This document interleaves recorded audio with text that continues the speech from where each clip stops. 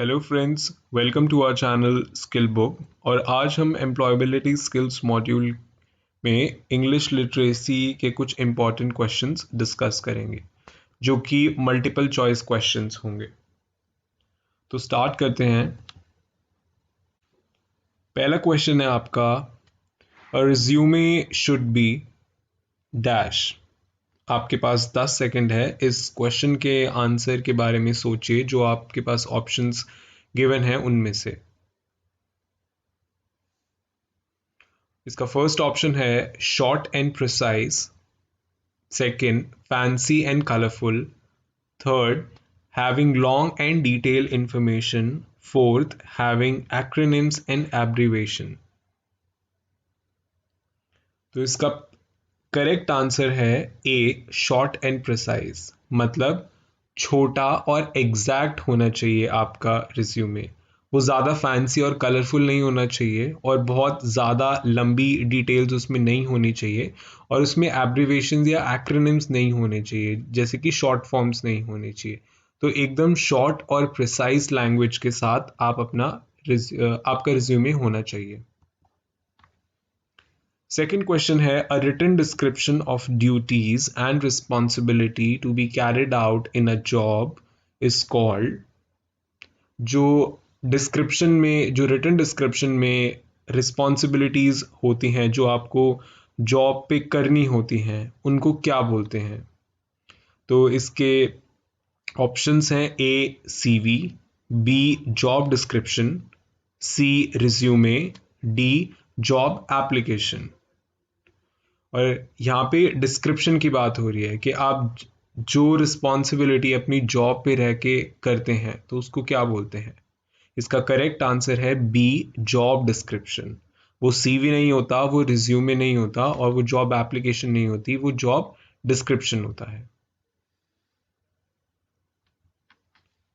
Third question है, a written description of duties and responsibilities to be carried out in a job is called.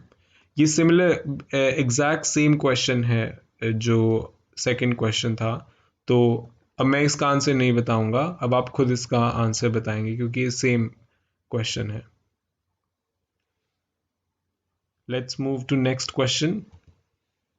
Question number 4, after receiving interview call what is the next step. Interview call receive करने के बाद अगला step क्या होगा? ए, send application letter, prepare the resume, appear at interview, send resume। तो इसका answer क्या होगा? Send application letter. आप जॉब के लिए एप्लीकेशन भेजेंगे? नहीं, वो तो आप पहले कर चुके हैं। प्रिपेयर द रिज्यूमे, रिज्यूमे भी आप पहले बना चुके हैं और भेज चुके हैं, तभी आपको इंटरव्यू कॉल आया है। थर्ड है अपीयर एट इंटरव्यू।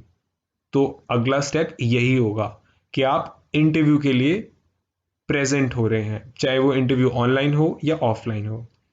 डी है सेंड रिज्यूमे, वो भी आप पहले कर चुके हैं, रिज्यूमे ही पहले बना चुके हैं और उसको भेज भी चुके हैं। तो इंटरव्यू कॉल के बाद आपको सिर्फ इंटरव्यू अटेंड करना है।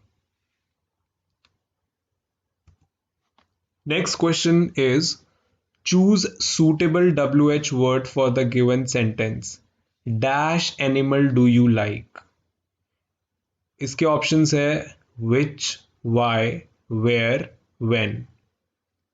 सो मैं नीचे से शुरू करता हूँ। when मतलब कब, कब एनिमल पसंद है आपको, तो ये सूटेबल ऑप्शन नहीं है। वेयर, वेयर मतलब कहाँ, वाई मतलब क्यों, और ए जो है उसका मतलब है, विच का मतलब होता है कौन सा। तो यहाँ पे सूटेबल सबसे वर्ड है विच। तो इसका राइट आंसर होगा which animal do you like. तुम्हें कौन सा एनिमल पसंद है। तो ऑप्शन ए जो है वो इसका करेक्ट आंसर है।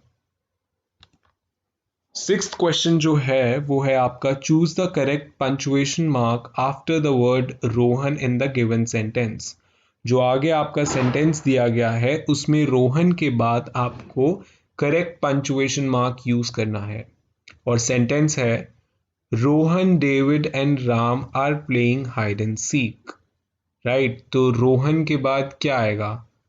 कॉमा, पीरियड, स्लैश या हाइफन। इसका करेक्ट आंसर होगा कॉमा, क्योंकि यहाँ पे दो नाम हैं, रोहन और डेविड। तो रोहन और डेविड दो अलग अलग नाम हैं, तो रोहन के बाद यहाँ पे कॉमा आएगा।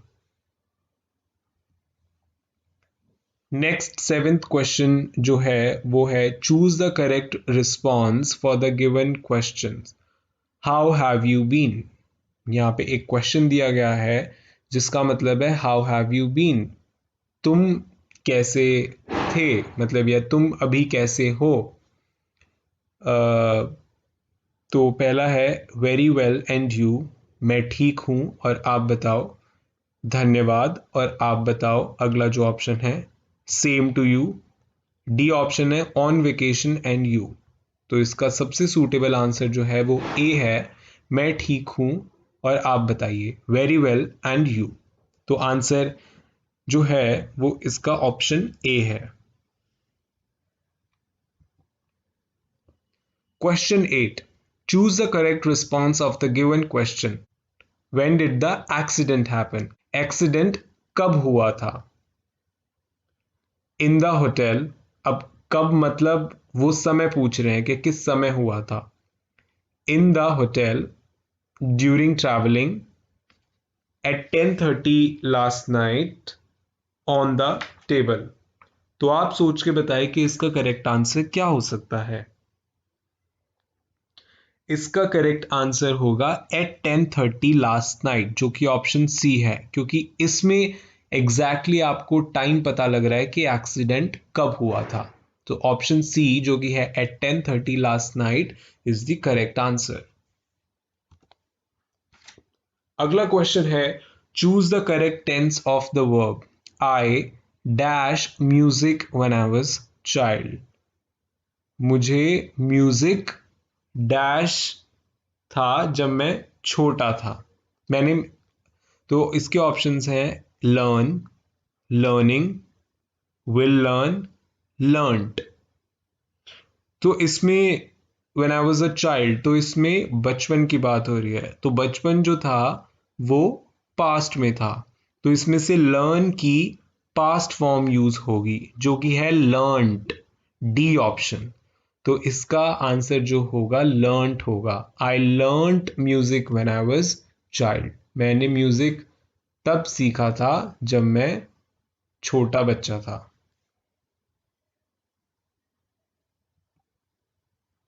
Next question, curriculum vitae CV is also known as. CV को और क्या बोलते हैं। A resume, B job description, C cover letter, D application letter.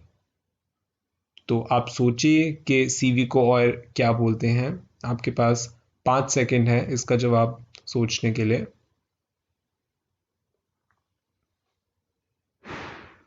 इसका सही जवाब है ऑप्शन ए रिज्यूमे। सीवी को रिज्यूमे भी बोला जाता है। Next question, CV is also known as, ये सेम क्वेश्चन है जो 10th क्वेश्चन था, तो आप अपने आप इसको कर लीजिएगा। इसके ऑप्शंस थोड़े से अलग हैं, circular, resume, job application form, leave application. अब आपको इसका आंसर पता है तो आप अपने आप इसका आंसर दे सकते हैं। 12th question, filling the blank with comparative adjective. Comparative adjective जहां पे दो चीजों को कंपेयर किया जाता है किसी वर्ड से। Your pencil is dash then mine. तुम्हारी पेंसिल मेरी पेंसिल से डैश है। ए शार्प, बी शार्पर, सी ब्लंट, डी थिक। तो इसका करेक्ट आंसर क्या हो सकता है, सबसे सूटेबल आंसर क्या हो सकता है इसका। Option B sharper. मेरी पेंसिल तुम्हारी पेंसिल से ज्यादा शार्प है, ज्यादा शार्प, और उसको इंग्लिश में क्या बोलते हैं, sharper. Okay, so your pencil is sharper than mine. Option B is the correct answer. Next question, 13th question. Filling the blank with correct future tense of verb. We dash to the zoo after breakfast. हम breakfast के बाद जू dash, हम breakfast के बाद, ठीक है। तो इसका पहला ऑप्शन है वेंट, दूसरा ऑप्शन है आर गोइंग, तीसरा ऑप्शन है हैड गॉन और चौथा ऑप्शन है विल गो। तो इसका, अब ये फ्यूचर की बात हो रही है कि हम ब्रेकफास्ट के बाद गए, बाद जाएंगे, ठीक है। तो इसका ऑप्शन जो होगा वो होगा D, we will go to the zoo after breakfast. हम ब्रेकफास्ट के बाद जू जाएंगे। Next question, filling the blank with correct word. Correct word के साथ आपको ये ब्लैंक फिल करना है। They dash good friends. तो इसमें नीचे आपको बहुत सारी हेल्पिंग वर्ब दे रखी हैं, इज, एम, आर, वॉज, ठीक है। अब यहाँ पे दे है, सब्जेक्ट जो है दे है, यहाँ पे दो या दो से ज्यादा लोगों की बात हो रही है। तो जब दो या दो से ज्यादा लोगों की बात होती है तो आर यूज करते हैं हम। इज और एम जो है और वॉज जो है वो सिंगल सब्जेक्ट के लिए यूज होता है, लेकिन यहाँ पे दे जो है वो प्लूरल सब्जेक्ट है, तो इसलिए यहाँ पे आर यूज होगा। 15th question, filling the blank with present progressive tense of the verb. आपको इसमें प्रेजेंट प्रोग्रेसिव टेंस यूज करना है। प्रेजेंट प्रोग्रेसिव टेंस मतलब प्रेजेंट कॉन्टिन्यूअस टेंस, जो कि प्रेजेंट में कॉन्टिन्यू हो रहा है, अभी भी हो रहा है प्रेजेंट में। The train dash through the tunnel. Train जो है वो पास हो रही है, तो इंग्लिश में उसका मतलब क्या होगा प्रेजेंट में। आपको इन ऑप्शंस में से बताना है। फर्स्ट ऑप्शन है A passed, B is passing, C had passed और डी जो है वॉज पासिंग, राइट। तो इसमें से प्रेजेंट कॉन्टिन्यूअस क्या होगा? ऑप्शन बी, इज पासिंग, कि ट्रेन अभी भी पास टनल से हो रही है। The train is passing through the tunnel. Okay, next question, question number 16th, filling the blank with proper interrogative adjective. Interrogative मतलब कोई क्वेश्चन पूछना, ठीक है। तो आपको इनमें से एक वर्ड सेलेक्ट करना है जो कि इस क्वेश्चन के लिए सूटेबल है। Dash are you going, right. Who, option A who, कौन, इसका हु का मतलब होता है कौन। बी इज वेयर, कहाँ। सी इज विच, कौन सा। डी इज वॉट, क्या। तो आपको सबसे सूटेबल इसमें क्या लग रहा है? सबसे सूटेबल है इसमें ऑप्शन बी, वेयर, कहाँ। वेयर आर यू गोइंग, तुम कहाँ जा रहे हो। तो ऑप्शन बी जो है इसका करेक्ट आंसर है। Next is question number 17th, fill in the blank with proper pronoun. आपको इसमें प्रोनाउन लगाना है जो कि सूटेबल है। यहाँ पे आई मेड दिस केक डैश, मैंने ये केक बनाया। और ऑप्शंस है ए माई सेल्फ, खुद से। बी योर सेल्फ, तुमसे। सी जो है हिमसेल्फ, हिमसेल्फ प्रोनाउन जो है वो मेल के लिए यूज किया जाता है। डी है इटसेल्फ, जो कि नॉन लिविंग चीज के लिए यूज किया जाता है। तो यहाँ पे सब्जेक्ट जो है आई है, I made this cake, right. तो सूटेबल प्रोनाउन यहाँ पे क्या होगा? Myself, I made this cake myself. Okay, option number A जो है इसका करेक्ट आंसर है। Question number 18th, fill in the blank with proper pronoun. She made this cake, ये सिमिलर क्वेश्चन है 17th की तरह। उसमें question में आई सब्जेक्ट था, लेकिन यहाँ पे शी है, राइट। और शी जो है फीमेल है। अब आपको ऑप्शंस में से ढूंढना है कि शी के लिए कौन सा प्रोनाउन यूज होता है, फीमेल के लिए कौन सा प्रोनाउन यूज होता है। Option A itself, B myself, C herself, D himself.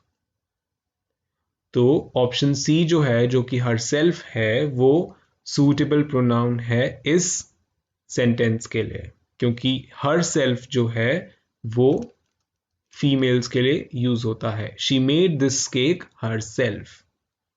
Okay, next question, question number 19। Fill in the blank with proper reflexive pronoun. She has hurt dash.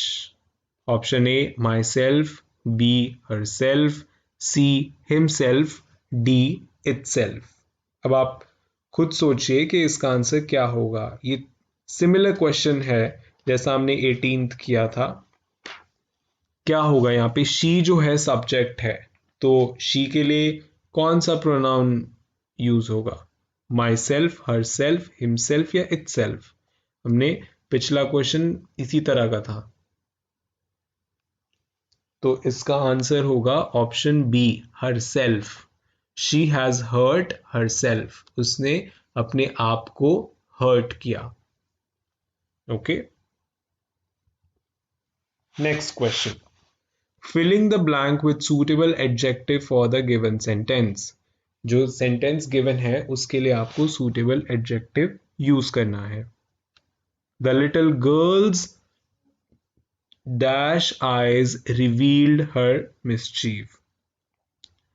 Options हैं chubby, option B है weak, option C है short cited, option D जो है twinkling.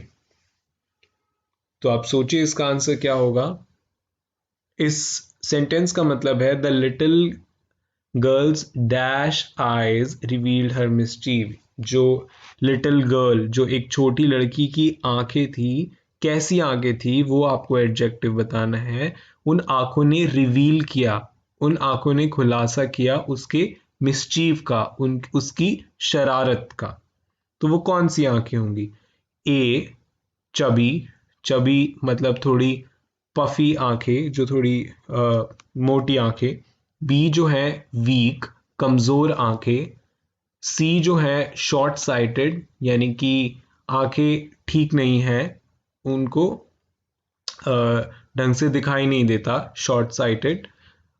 Option D twinkling, चमचमाती हुई, टिमटिमाती हुई आंखें, टिमटिमाती हुई आंखें। तो इसका आंसर जो होगा वो ऑप्शन डी होगा कि उसकी चमकती हुई, टिमटिमाती हुई आंखों ने बताया that she is a mischievous girl. वो एक, उसकी आंखों ने बताया that she has mischief in her eyes, उसकी आंखों में शरारत भरी हुई है। The little girl's twinkling eyes revealed her mischief. Okay, तो इसका आंसर है ट्विंकलिंग। नेक्स्ट और लास्ट क्वेश्चन है आपका, fill in the blank with suitable place preposition. यहाँ पे आपको एग्जैक्ट प्रपोजिशन यूज करनी है, और वो सेंटेंस है my house is dash the third floor. My house is dash the third floor. Option A at, option B in, option C in on, option D under. So the correct answer for this question is option C on। मेरा घर जो है तीसरे floor पर है, so on the third floor. Okay, so ये हमारे question थे इंग्लिश लिटरेसी मॉड्यूल के। आई होप आपको ये क्वेश्चंस अच्छे लगे होंगे, और ऐसे ही क्वेश्चंस के लिए आप हमारे चैनल को देखते रहिए। इस पे रेगुलर वीडियोस जो हम डालते हैं उनको देखते रहिए, और चैनल को सब्सक्राइब करना ना भूलें। और अगर आपको ये वीडियो पसंद आई और ये क्वेश्चंस पसंद आए तो प्लीज़ लाइक करें इस वीडियो को। अगर आपके पास कोई भी क्वेरी है इन क्वेश्चन से रिलेटेड तो आप कमेंट बॉक्स में नीचे कमेंट कर सकते हैं और अपनी क्वेरी हमसे पूछ सकते हैं। Thank you so much everyone for watching this video.